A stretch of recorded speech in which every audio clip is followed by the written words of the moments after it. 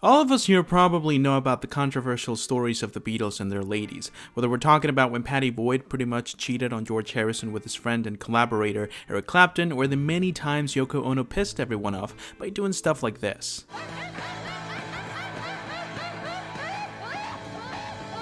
But what if I told you that not everything was negative? Actually, without this monumental masterpiece of a woman, we probably wouldn't even have a sole discography by Paul. Linda Eastman met Paul McCartney during the release of the Sgt. Pepper album in May of 1967, and Paul was immediately attracted by her undeniable beauty and her love for nature and animals. After dating for a couple of years, the two married in March of 1969, just a few weeks before John and Yoko, causing a lot of fans to label her as a plague in the band's relationship. However, the truth is the complete opposite. Linda was a key part of McCartney's mental health. When the band broke up in September of 1969, Paul fell into deep depression and was seriously considering retiring from music overall. While in his farm in Scotland, Linda's love for nature and carefree attitude inspired McCartney to write music again, giving birth to his self-titled album in 1970. Around this time, Linda learned how to play the keyboard, and together with her husband, they created what for many was Paul McCartney's best solo album, 1971's Ram. Her work as a musician continued with the band Wings, but at the same time, Linda had multiple other projects, like her work as a photographer, a major activist for animal rights, and an author for various vegan cookbooks. The two shared a wonderful marriage until her death in 1998,